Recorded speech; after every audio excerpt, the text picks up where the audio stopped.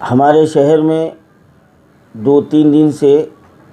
یہ اطلاع گشت کی جا رہی ہے کہ ریاست تلنگانہ اور بالخصوص شہر حیدرآباد کے مضافات کے علاقوں میں منڈل راجندر نگر، عطاپور، ان علاقوں میں GHMC کے کارکن مکان پہنچ کر تفصیلات جمع کی جا رہی ہے۔ تو یہاں سوال یہ پیدا ہوتا ہے کہ ہماری ریاست تلنگانہ کی حکومت کھلے طور پر اس قانون کی مخالفت کا دعویٰ کی، اور یہ اللہ کی طرف سے ہندوستانیوں کے لیے ایک نعمت غیر مترقبہ ثابت ہوا کہ جو پورے ملک میں کرونا کا وبا پھیلی، جس کی وجہ سے مرکزی حکومت کے سیاہ قانون کو عملی جامہ پہنانے کے لیے اللہ کی طرف سے رکاوٹ آ گئی۔ لیکن اب جب لوگ کرونا سے لڑ رہے ہیں اور آج بھی لوگ جو ہے نا اپنی روٹی روزگار کے لیے پریشان ہیں،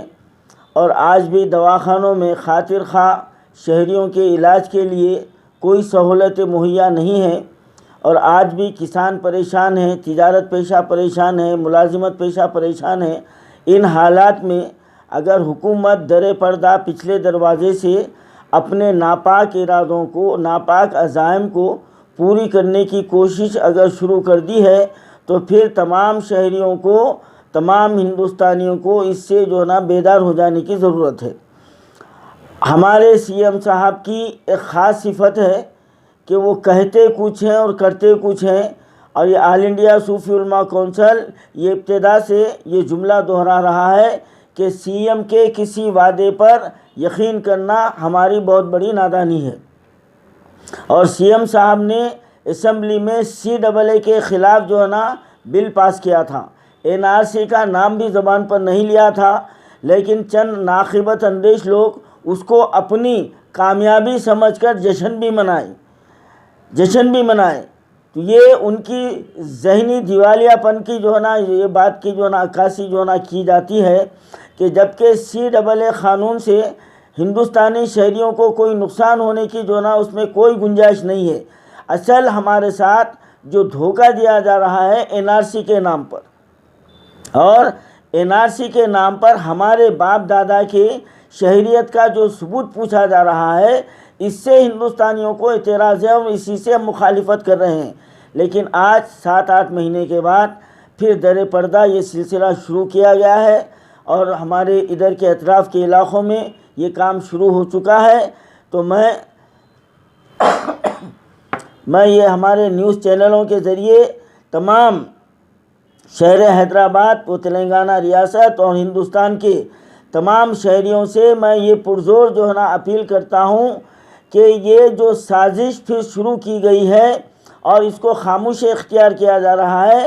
تو اس سے ہم کو ہوشیار رہنے کی ضرورت ہے۔ اور میں ہمارے چیف منسٹر صاحب سے پرزور یہ مطالبہ کرتا ہوں کہ CM صاحب آپ اپنا موقف واضح کیجیے۔ آپ آخر چاہتے کیا ہیں؟ آپ پھر اسٹیٹ میں پھر جو ہے نا بدامنی کا جو ہے نا فضا جو ہے نا پھر سے جو ہے نا پھیلنے کے لیے آپ راہ ہموار کر رہے ہیں؟ کیا آپ اپنے وعدے کے اوپر قائم نہیں رہنے کی آپ نے قسم کھا لی ہے؟ افسوس ہے آپ کے اوپر، آپ ایک اسٹیٹ کے ذمہ دار ہوتے ہوئے، آپ CM ہوتے ہوئے آپ اپنی عوام کے ساتھ دھوکہ دے رہے ہیں آپ، اور در پردہ وہی ہم کو غار میں ڈالنے کی ناکام آپ کوشش کر رہے ہیں، جو BJP کا ایجنڈا ہے۔ جی آپ یہ بتائیے صاحب، کہ جو ہے نا شہریت ہونے کے ان کے کاغذات پوچھے جا رہے ہیں،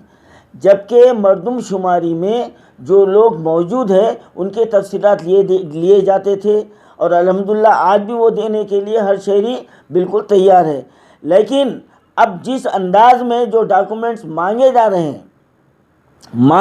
ہیں، طلب کیے جا رہے ہیں، یہ تو سراسر سازش ہے، اور ہندوستانی بالخصوص مسلمانوں کے خلاف ایک منظم جو ہے نا یہ سازش تیار کی گئی ہے۔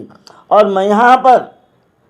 مرکزی حکومت کی ایک کالے کرتوت کو آپ کے سامنے رکھنا چاہتا ہوں